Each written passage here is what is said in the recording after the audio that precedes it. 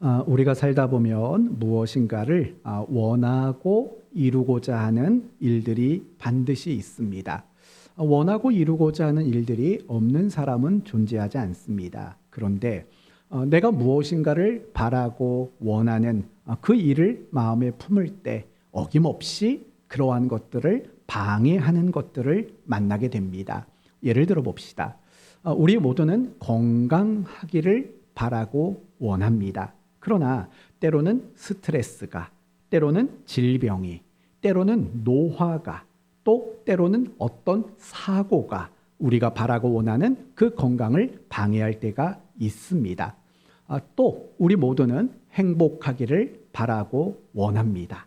그런데 때로는 마음의 시기, 질투, 미움, 욕심, 염려, 다양한 문제들이 우리가 행복해지고자 하는 그것을 방해할 때도 있습니다.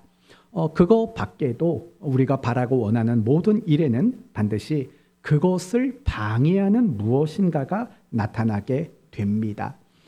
신앙생활도 마찬가지입니다. 어떤 사람이 신앙을 가지는 그 일에도 어떤 방해가 있는 겁니다. 더 나아가서 우리가 신앙이 자라가는 그 일에도 분명히 방해가 있기 마련일 겁니다.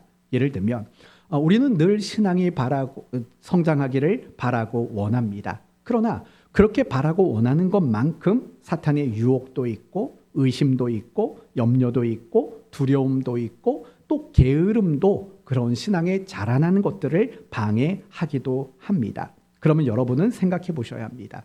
지금 나의 신앙이 더 자라가는 그것을 방해하는 것은 과연 무엇인가? 왜냐하면 모든 사람이 다 똑같은 건 아닙니다. 물론 궁극적으로는 각 사람의 신앙을 자라도록 하는 것을 방해하는 것이 같은 것이 될 것입니다. 그러나 표면상으로는 각각 우리 모든 사람들은 그 방해받고 있는 것들이 조금씩은 다를 수 있는 겁니다. 중요한 것은 무엇이냐? 우리가 나의 신앙을 성장하는 것을 방해하는 그것을 이겨내지 못하면 우리는 신앙이 성장할 수 없게 된다라는 겁니다. 오늘 본문 역시 마찬가지입니다. 아덴 지역 사람들, 그들이 신앙을 가지는 그 일에 어떤 방해가 있었다라고 이야기를 합니다. 그러므로 오늘 말씀을 통해서 그들의 신앙이 자라는 것, 그리고 우리의 신앙이 성장해 가는 것, 그것을 방해하는 가장 근본적인 것이 무엇인가? 이 부분을 우리가 확인하고 그리고 그러한 방해를 이기기로 다짐하는 그런 시간이 되었으면 합니다. 우리가 지난주에 살펴본 바와 같이 오늘 본문의 내용은 아덴에서의 바울의 사역입니다. 조금만 더 내용을 다시 한번 봅시다. 먼저 16절을 보면 바울이 아덴에서 그들을 기다리다가 그 성에 우상이 가득한 것을 보고 마음이 어떻겠답니까? 격분했다고 합니다. 우리가 지난주 설교에 거룩한 분노, 바울은 굉장히 거룩한 분노를 나타냈다고 말합니다. 이유는 무엇입니까? 이 아덴이라는 그렇게 크지 않은 도시 안에 너무나도 많은 우상들이 있었기 때문입니다. 얼마나 우상이 많았냐면 23절 보시면 내가 두루다니며 너희가 위하는 것들을 보다가 알지 못하는 신에게라고 새긴 단도 보았으니, 그러니까 이 신, 저 신 여러 가지 신의 이름이 새겨진 단이 있었는데 심지어 어떤 단까지 있었다고요? 알지 못하는 암흑의 신, 자기들도 모르는 그냥 막연하게 있을 거라고 추정이 되는 그들을 위한 단도 그들이 만들었을 정도라는 겁니다. 그만큼 이 아덴이라는 지역에는 우상이 굉장히 가득했다라는 겁니다. 그래서 그런 아덴 사람들을 바라보면서 바울은 격분했다라고 말합니다. 그래서 바울은 어떻게 합니까? 17절을 보니까 회당에서는 유대인과 경건한 사람들과 또 장터에서는 날마다 만나는 사람들과 변론을 했다라는 거예요. 회당에 가서 또는 길거리에서 만나는 사람들에게마다 변론을 했답니다. 그리고 18절 말씀을 보시면 에피쿠로스 학파와 스토아 학파, 그런 철학자들에게도 논쟁을 했다, 쟁론을 했다라고 이야기를 하고 있습니다. 여기서 우리가 알 수 있는 게 뭐죠? 변론했다, 쟁론했다, 이런 것들은 그리고 회당에서, 장터에서 이런 식의 표현들은 뭐냐면 바울이 이 아덴 지역에서 복음을 전하는 그 일에 굉장한 열정과 굉장한 열심을 가지고 있었다라는 겁니다. 무엇을 위해서요? 복음을 증거하는 그 일을 위해서요. 그러면서 24절에서 31절까지는 바울이 전한 복음이 무엇인가를 말해요. 하나님은 창조주시다. 하나님은 통치하시는 통치권자시다. 그리고 그것을 증명하는 사건이 예수 그리스도의 죽음에서 부활하신 사건이다. 이것이 바로 바울이 전한 아덴 지역에서의 메시지였던 겁니다. 그런데요, 뜻밖에도 이 아덴 지역의 사람들의 반응은 굉장히 부정적이었다고 말합니다. 34절을 보시면 몇 사람이 라고 이야기를 해요. 부정적이었다는 거죠. 32절을 보면 그들이 죽은 자들의 부활을 듣고 어떤 사람은 뭐예요? 조롱도 하고 어떤 사람은 이 일에 대하여 네 말을 다시 듣겠다. 그러니까 굉장히 부정적인 반응을 보인 거예요. 그리고 그 결과는 몇 사람밖에는 복음의 열매가 맺어지지 않았다. 이렇게 이야기를 하고 있는 거죠. 그러면 우리가 이런 질문을 해봐야 합니다. 아니, 아덴 지역에서 바울이 굉장히 복음을 증거하는 일에 있어서 열심과 열정을 나타냈지 않습니까? 뭐 논쟁도 하고 또 변론도 하고 뭐 회당에서도 장터에서도 또 많은 다양한 철학자들을 만나서도 복음을 굉장히 열심과 열정을 가지고 전했다고요. 근데 결과는 왜 그 모양일까요? 왜 복음의 열매 맺는 사람들이 그렇게 많지 않았을까요? 이 질문이 오늘 본문을 이해하는 데 있어서 굉장히 중요한 질문일 수밖에 없는 겁니다. 그것은 무엇이냐? 바울이 열심과 열정을 내서 복음을 증거했지만 그들이 복음의 열매를 맺는 그 일 앞에 엄청난 방해가 있었기 때문이라는 거예요. 이 부분을 여러분이 주목하셔야 돼요. 그리고 생각할 것은 도대체 아덴 지역 사람들이 신앙을 갖게 되는 그 일에 무엇이 방해를 했는가라는 이 초점을 가지고 오늘 본문을 여러분이 이해하셔야 합니다. 그것을 살펴보기 전에 먼저 여러분이 아셔야 될 것은 아덴 사람들의 특징이 무엇인가를 생각해 봐야 돼요. 먼저 19절을 보면 그를 붙들어 아레오바고로 가며 말하기를 네가 말하는 이 새로운 가르침이 무엇인지 우리가 알 수 있겠느냐라고 말을 하는 거예요. 여러분, 이 말씀은 바울이 전한 그 복음에 그들이 관심을 가졌다라는 거예요. 지금 너가 그 말하고 있는 그 복음의 의미가 뭐지? 라는 관심을 가졌다라는 거예요. 그러면서 20절을 보시면 네가 어떤 이상한 것을 우리 귀에 들려주니 그 무슨 뜻인지 알고자 한대요. 그러니까 관심만 있었던 게 아니라 바울이 전하는 그 복음의 의미가 무엇인지도 좀 배우고자 하는 그런 적극적인 자세도 그들에게 분명히 있다라는 거예요. 그럼 이건 잘못된 걸까요? 바울이 전하는 게 무엇인가에 대한 관심을 가졌고 그 가르치는 것이 어떤 의미인가를 알고 싶어하는 적극적인 자세를 가졌어요. 그 자체는 나쁜 게 아니에요. 사실은 우리가 그래야 돼요. 항상 하나님의 말씀에 관심을 갖고 하나님의 말씀의 그 의미가 무엇인가를 더 알고자 하는 그런 적극적인 자세와 태도가 우리에게도 반드시 필요하다라는 거예요. 그런데 분명히 그들은 관심도 있었고 더 배우고자 하는 적극적인 자세도 있었어요. 그런데도 왜 그들은 신앙을 가지지 못했는가를 한번 생각해 봐야 돼요. 그 이유는요, 그런 관심과 그런 적극적인 자세가 잘못된 이유에서 나왔기 때문이라는 거예요. 그러면 그들이 관심을 갖고 그들이 적극적으로 배우고 알려고 했던 이유는 뭘까? 그것은 자신의 재미와 흥미를 만족시키기 위함이라는 거예요.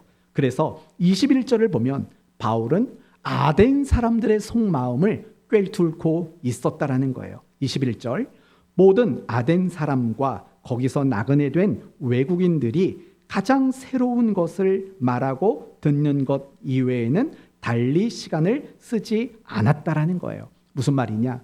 그들이 난생 처음 들어보는 진리, 그 진리에 대한 탐구심이 굉장히 많았다라는 거예요. 물론 그것 자체도 잘못된 건 아니에요.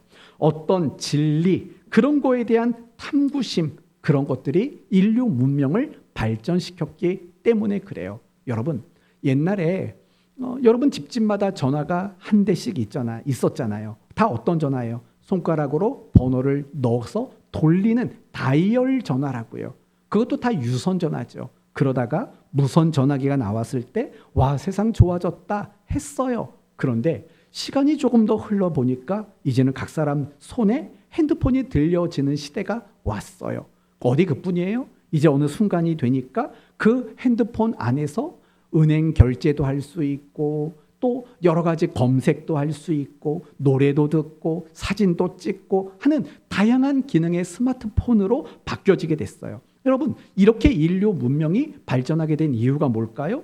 더 새로운 것에 대한 탐구하는 마음, 그 마음이 인류 문명을 발전시킨 거예요. 그 자체는 나쁘지 않아요. 그러나 중요한 건 뭐예요? 바울이 복음을 전했는데 그 복음을 듣고 배우고자 하는 것이 단순히 그들의 재미와 흥미거리였다라는 거예요. 다르게 말한다면 그들이 바울에게 복음에 대해서 자꾸 들으려고 하는 이유는 뭐냐면 결국에는 자기 만족을 충족시키기 위해서 그 복음을 듣고 그 복음을 더 배우고자 하는 그런 마음을 가졌다라는 거예요. 그러면 결론부터 얘기해 봅시다.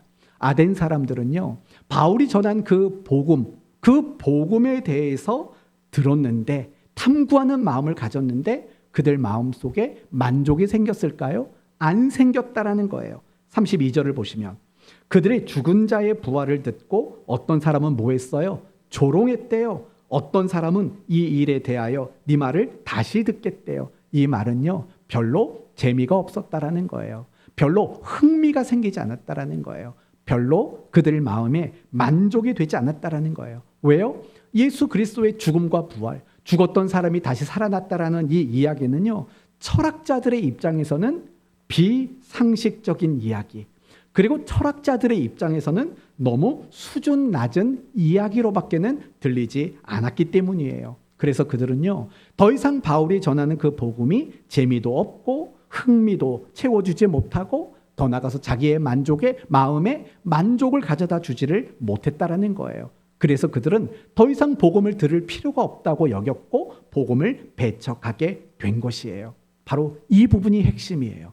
왜 아덴 지역에서 바울은 변론도 하고 쟁론도 하고 회당과 장터에서 만나는 사람들에게마다 그렇게 열정적으로 열심으로 복음을 전했지만 그들이 그 복음의 열매를 맺지 못하는 것은 그들이 복음을 들을 때에 그 복음이 자기 만족이라는 이유로 가지고 있었기 때문이라는 거예요. 이 부분이 굉장히 중요한 거예요. 이렇게 말하면 되는 거예요. 어떤 사람이 신앙을 가지지 못하는 이유가 뭘까요? 그것은 자기 만족이라는 이유를 앞세우기 때문에 그래요. 또 이미 신앙이라는 걸 가졌지만 신앙을 가진 사람의 신앙이 더 좋아지지 못하는 것도 자기 만족이라는 이유를 가지고 있기 때문에 그래요. 이제 이 부분을요, 조금 더 구체적으로 각각 설명해 볼게요. 첫 번째, 자기 만족이라는 이유를 가지게 되면 신앙을 가지지 못하게 돼요. 예를 들면 노아 시대를 생각해 보세요.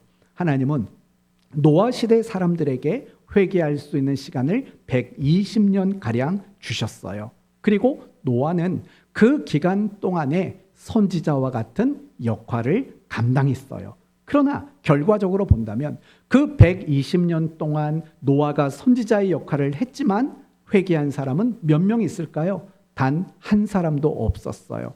오직 노아의 가족들, 이미 믿음 안에 있었던 그들 말고는 아무도 회개한 사람들이 존재하지를 않았어요. 그 말은 무슨 말이냐? 노아 시대에 그 누구도 올바른 신앙이라는 것을 가진 사람이 아무도 없었다라는 말이에요. 그러면 그 이유가 뭐냐? 마태복음 24장 38절에서 그 이유를 이렇게 말해요. 홍수 전에 노아가 방주에 들어가던 날까지 사람들이 먹고 마시고 장가들고 시집가고 있으면서 라는 말을 써요.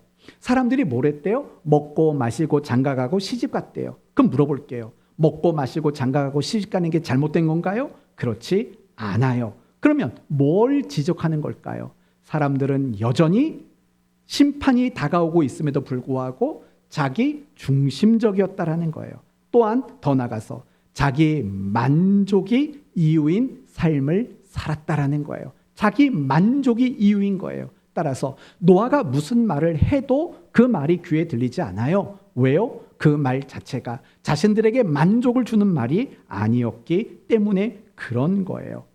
여러분, 우리가 매주마다 전도하지 않습니까? 그런데 우리가 전도하다 보면 이런 사람들을 종종 만나요. 사실은 저요, 예전에 교회를 다녔었어요. 그런데 안 다녀요. 이런 사람들이 꽤 많다고요. 그러면 이분들은 왜 예전에는 교회를 잠깐 다녔고 왜 지금은 다니지 않을까요? 상처를 받아서요? 아니면 교회에서 어떤 시험이 들어서요? 물론 그럴 수도 있지요. 그러나 본질적인 이유를 말한다면 그런 거죠. 교회를 다녔지만 뭐가 없었기 때문일까요? 자기 만족이 성립되지 않았기 때문이라는 거예요. 만약에 교회를 다녔어요. 그런데 자기 만족이 계속 채워졌다면, 자기가 바라는 어떤 만족이 계속해서 공급이 됐다면 과연 그 사람이 교회를 떠났겠냐고요? 떠나지 않았어요. 뭐 우리가 보기에는 그 사람이 상처를 받았다, 우리가 보기에는 그 사람이 시험에 들었다, 뭐 이렇다 저렇다 말할 수 있지만 근본적인 것은 뭐냐? 그 사람이 만족이 없었던 거예요. 자기 만족이 성립되지 않은 거예요. 그래서 그들은 어느 시점에 가서는 교회를 떠나버릴 수밖에 없었다라는 거예요. 여기서 정말 중요한 건 그거예요. 세상 사람들이 우리가 아무리 복음을 전하고 우리가 아무리 신앙을 말해도 그것을 거절하는 이유는 뭔지 아세요? 복음 안에는 자기 만족이 없다고 생각하는 거예요. 우리가 신앙을 가진들 자기 만족이라는 게 성립되지 않을 거라고 생각을 하기 때문에 그래요. 그러니 이런 거죠. 복음 앞에서 방패가 생긴 거예요. 그들에게는. 그 방패의 이름이 뭔지 아세요? 자기 만족이라는 방패를 가지고 있는 거예요. 그러니까 이 복음이 자기 만족이라는 방패를 뚫어버리지를 못하는 거예요. 사람들은 그걸로 모든 걸 막아버리는 거예요. 자기 만족. 이 아덴 사람들이 바울이 그렇게 열심과 열정으로 복음을 증거했지만 복음의 열매를 맺지 못하는 거, 그들에게 신앙이라는 게 생기지 못했던 거, 그거는 자기 만족이 너무나도 중요한 이유로 그들에게 있었기 때문이라는 거예요. 이렇듯이 자기 만족이 앞장서면은요, 그 누구도 신앙이라는 것을 가지게 될 수가 없어요. 두 번째로 생각해 볼 거는요, 우리 모두는 이미 신앙을 가진 사람이에요. 그렇죠? 이미 신앙을 가졌어요. 그리고 우리는 신앙이 더 자라가기를 바라고 원하는 사람들이에요. 그런데 그게 잘 안 돼요. 우리가 왜 신앙이 잘 자라가지 않을까요? 그 이유는 너무 간단한 거예요. 우리도 역시 항상 자기 만족이라는 그 이유가 성립되기를 기대하는 그런 마음을 가지고 있기 때문이라는 거예요. 자기 만족이 이유가 되고 자기 만족이 목적이 되면은요, 그 누구라도 극단적으로 말한다면 신앙생활을 아무리 열심히 하는 사람이라고 해도 그 사람의 신앙은 절대로 자라갈 수가 없는 거예요. 한 예를 들어봅시다. 여러분은 우상숭배가 뭐라고 생각하십니까? 오늘 본문을 보니까 우상숭배가 뭔지를 좀 간단하게 보여주는 게 있더라고요. 29절을 보세요. 29절을 보시면 이와 같이 하나님의 소생이 되었은즉 하나님을 금이나 은이나 돌, 그러니까 이 말은 재료지요. 재료. 어떤 신상을 만드는 재료들이에요. 그 다음은 사람의 기술과 고안. 이건 뭐냐면 어떤 형상을 만들었다는 거예요. 그러니까 뭐가 동원되냐? 어떤 재료가 동원이 됐고 어떤 모양이 동원이 됐어요. 그리고 오늘 본문에는 나오지 않았지만 어떤 능력이 부여된 거예요. 그게 바로 우상인 거예요. 그렇지만 단지 우상이라는 것은요, 어떤 재료를 가지고 어떤 모양을 만들어 놓고 그 모양에, 그 형상에 어떤 능력을 부여하는 것만이 우상숭배는 아니에요. 그럼 우상숭배가 뭐냐? 그 능력을 부여해 놓고 나를 위해 그 신을 숭배하는 것, 그게 바로 우상숭배라는 거죠. 다르게 말한다면 우상숭배의 핵심은 뭐냐면 자기 만족이라고 말할 수밖에 없는 거예요. 그렇지 않습니까? 모든 사람들이 어떤 우상을 숭배하는 이유는요, 뭔가 바라는 게 있기 때문에 그래요. 사람들이 점집을 왜 찾아가요? 사람들이 우상의 앞에 왜 절을 해요? 바라는 거 원하는 게 있기 때문에 그래요. 내가 바라고 원하는 자기 만족이 이유이고 목적인 그 자체가 사실은 우상 숭배일 수밖에 없어요. 그러면 그런 의미로 본다면 우리 기독교 안에는 우상 숭배가 있을까요? 없을까요? 라고 묻는다면 대답은 너무 쉬워요. 우리 기독교 안에도 우리의 신앙 안에도 사실은 우상 숭배와 다르지 않는 것들이 똑같은 것들이 얼마든지 있는 거예요. 성경을 보면 그런 거 많이 나오잖아요. 금송아지. 출애굽했을 때 출애굽 시내산 아래에서 이스라엘 백성들이 금송아지를 만들었어요. 누가 봐도 그건 하나님을 생각하면서 만든 거예요. 그러나 그게 하나님일까요? 아니에요. 그게 하나님일 수가 없어요. 왜냐? 그들이 그 금송아지를 만든 목적이 뭐냐? 자기를 위해서 자신의 만족, 불안했던 마음, 흩어지는 백성들의 마음을 모아보겠다라는 자기 만족을 위해서 만들어진 거거든요. 그게 아무리 능력을 부여한들, 아무리 금으로 만들고 아무리 어떤 모양을 잘 만들었든 그게 어떻게 하나님이 되겠냐고요. 자기 만족이잖아요. 가나안 땅에 들어간 이스라엘 백성들이요, 전쟁터에 나갈 때 법궤를 갖고 나갔다고요. 그 자체가 우상숭배 아닐까요? 왜 우상숭배일까요? 그걸 가지고 나가면 하나님이 우리를 이기게 해주실 거라는 어떤 자기 만족의 도구가 됐기 때문에 그러는 거예요. 이렇듯이요, 우리가 자기 만족이라는 그 이유를 가지고 신앙생활을 아무리 열심히 해도 그것은 참신앙, 올바른 신앙이라고 말할 수가 없는 거예요. 따라서 우리가 자기 만족을 이유로 신앙생활을 한다면 어떻게 우리의 신앙이 성장할 수 있겠어요? 그 잘못된 신앙인데, 올바른 신앙이 아닌데 어떻게 신앙이 자라갈 수 있겠습니까? 자라가지 않는 건 너무나도 당연한 거예요. 또 생각해 볼까요?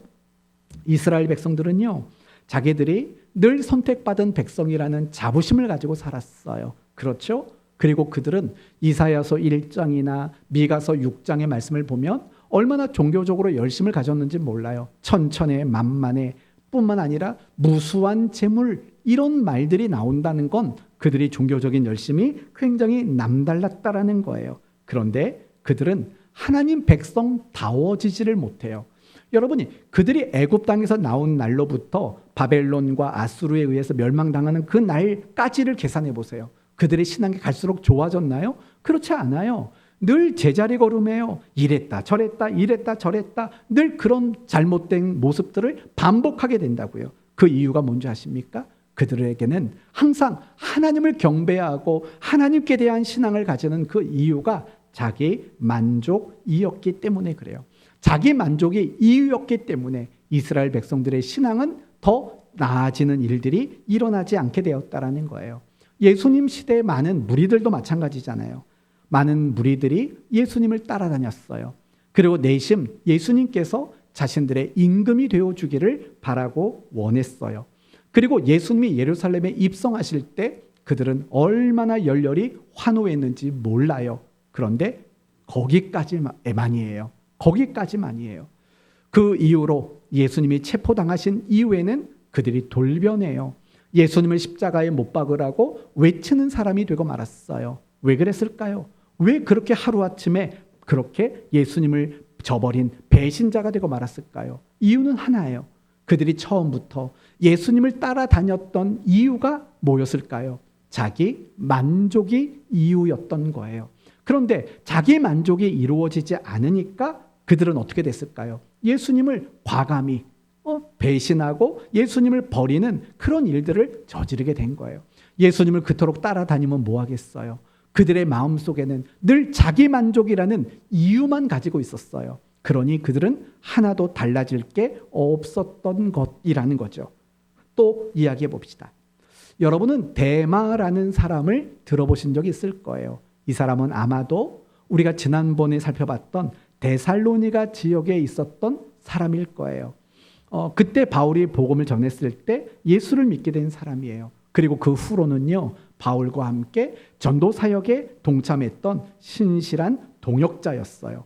그걸 어떻게 알 수 있냐면 바울이 감옥에 gat혔을 때 보낸 편지가 우리는 옥중서신이라고 말을 해요. 예를 들면 골로새서 또는 빌립보서, 빌레몬서, 이렇게 보시면 이 데마의 이름이 언급이 돼요.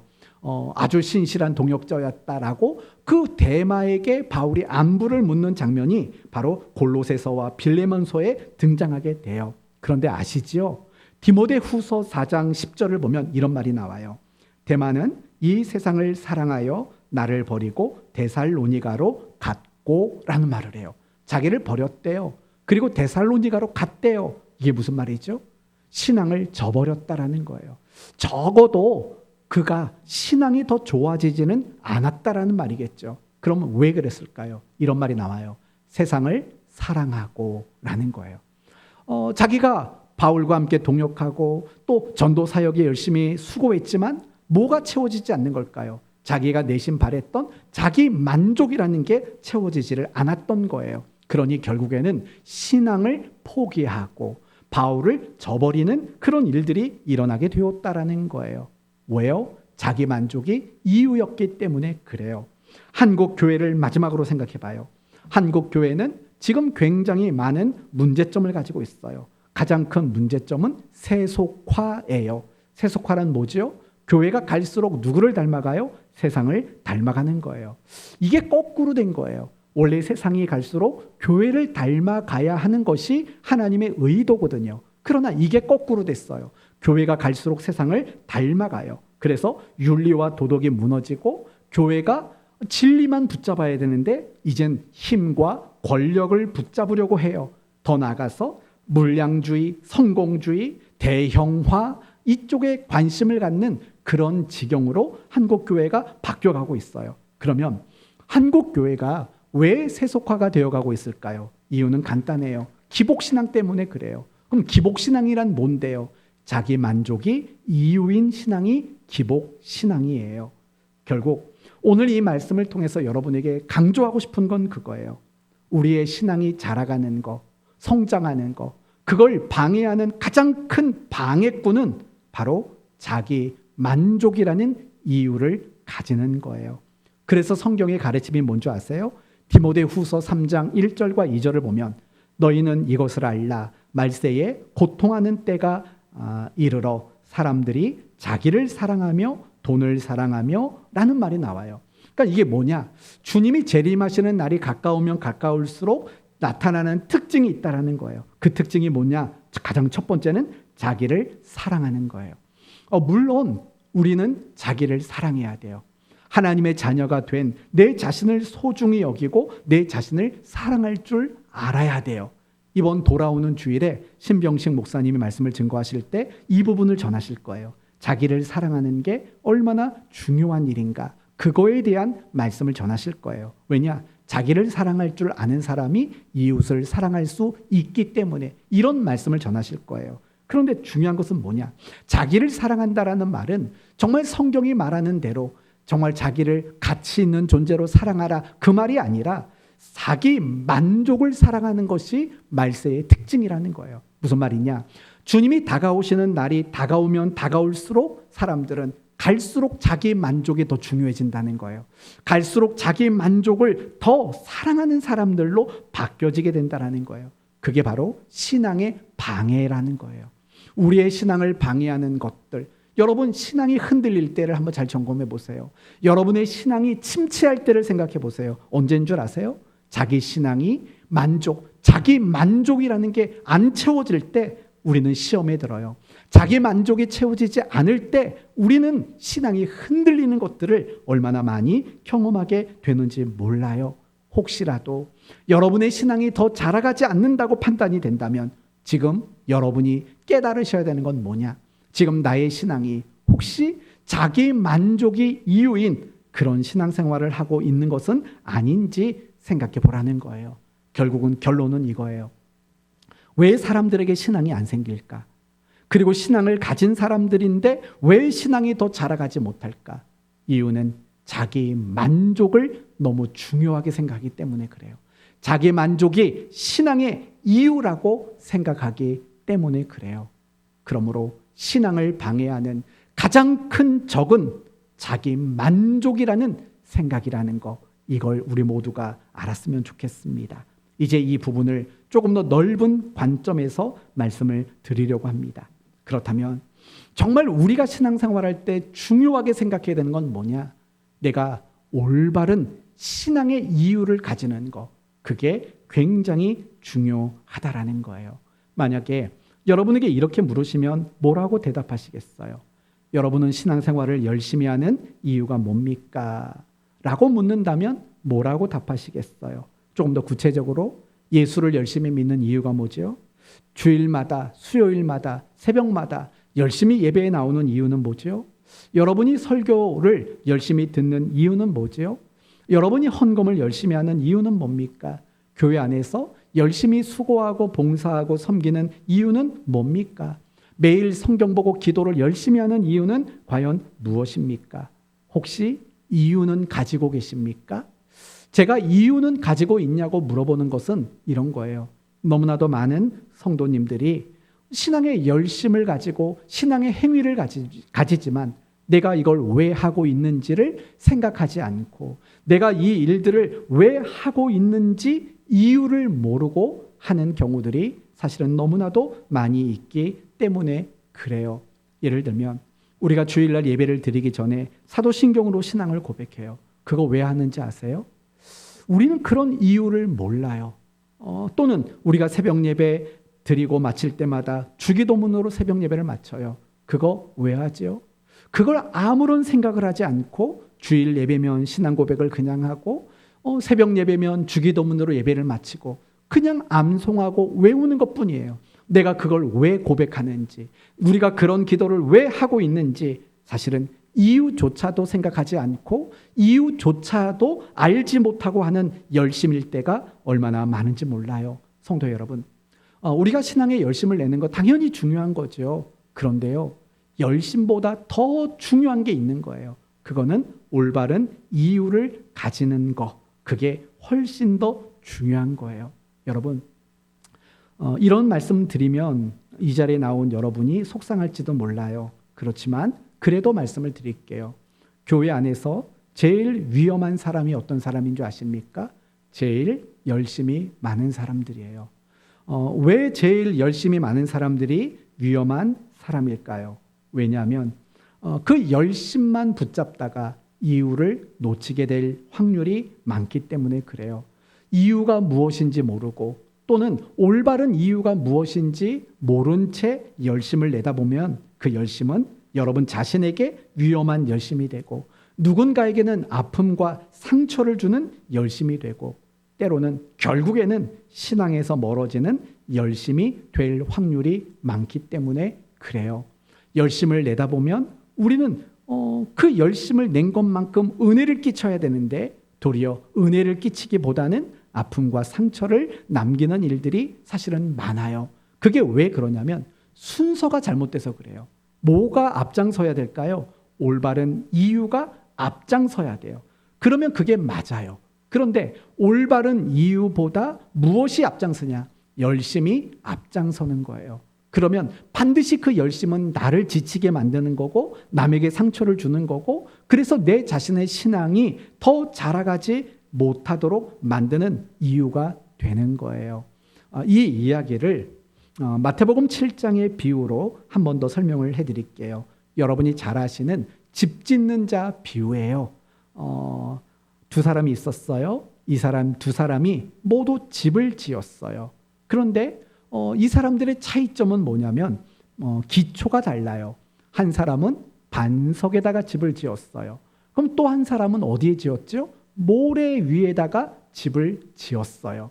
그리고 결국은 한 집은 견고했고 한 집은 무너졌어요. 그러면 무너지게 된 이유는 집의 이유가 있을까요? 기초의 이유가 있을까요? 당연히 기초의 이유가 있어요. 그렇다면 집을 짓는다라는 것은 무엇일까요? 그거는 열심을 가진다라는 거예요. 신앙의 열심을 가지는 거. 예배도 열심히, 묵상도, 기도도, 전도도, 순동도, 사역도, 섬김도 모든 걸 다 열심히 하는 거. 그게 집을 짓는다라는 거예요. 그러면 반석은 뭐고 모래는 뭘까요? 그것은 바로 이유를 말하는 거예요. 내가 신앙생활을 하는 그 이유, 내가 열심을 가지는 이유가 무엇인가? 바로 그 이유를 이야기하고 있는 거예요. 그러면 반석에 집을 짓는다. 모래 위에 집을 짓는다. 그러면 모래 위에 집을 짓는다는 것은 뭘까요? 결국은 자기 만족이 이유인 걸 말하는 거예요. 그리고 반대로 반석 위에 집을 지었다라는 건 뭘까요? 그 이유가 아주 올바른 이유였다라는 거예요. 이것만 보시면 돼요. 올바른 이유를 가졌어요. 그렇다고 해서 비바람 창수가 안 나요? 나요. 우리가 올바른 이유를 가지고 신앙생활을 해도 환난과 어려움을 겪어요. 그런데 중요한 건 뭐냐? 결코 그 집이 무너지지는 않아요. 올바른 이유만 가지고 있으면 안 무너져요. 그런데 정말 신앙생활을 열심히 해요. 그러다가 인생에 비가 내리고 인생에 바람이 불고 인생에 홍수가 나면 그냥 와르르 무너져 버려요. 왜 그럴까요? 모래 위니까. 그럼 그 모래는 뭐라고 말씀을 드렸어요? 자기 만족. 여러분, 우리가 신앙생활하면서 인생에 비가 내리고 인생에 바람이 불고 인생에 창수가 내기를 바라는 사람이 누가 있겠어요? 늘 나는 항상 해만 쨍하니 뜨기를 바라고 바람 안 불고 해가 없는 걸 바라죠. 그럼 자기 만족을 이유로 신앙생활할 때가 많다는 거예요. 그런데 이게 웬일이에요? 나의 만족을 위해서 열심히 하고 있는데 도리어 어려움이 자꾸 생겨요. 그러니까 자기 만족이 성립되지 않는 거예요. 그러다 보면 신앙이 한순간에 와르르 무너지게 되어 있다라는 거예요. 중요한 거는 열심이 중요한 게 아니에요. 열심보다 더 중요한 것은 올바른 이유를 가지는 거예요. 이 순서가 중요해요. 이유가 먼저고 그 다음에 열심을 내면 돼요. 그러면 이 열심은 나에게도 유익을 주고 남에게도 유익을 주고 나를 성장시키는 그런 열심이 될 수 있다라는 거예요. 그러므로 정말 중요한 것은 올바른 이유를 가지는 거예요. 신앙생활할 때 이거 놓치면 우리 모두는 모래 위에 집을 지은 사람이 되어질 수밖에 없어요. 그러면 이제 우리는 뭘 생각해 봐야 될까요? 그렇다면 도대체 반석 위라는 이유는 뭐냐? 올바른 신앙의 이유란 과연 무엇이냐라고 물을 줄 알아야 돼요. 그러면 우리는 흔히들 배웠던 게 이런 거죠. 감사와 보답입니다. 맞아요. 그런데 이 말을 다른 말로 표현하고 싶어요. 오늘은 어떻게 해요? 하나님 영광을 위하여.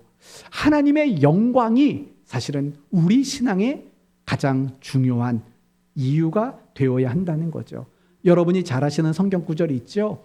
고린도전서 10장 31절.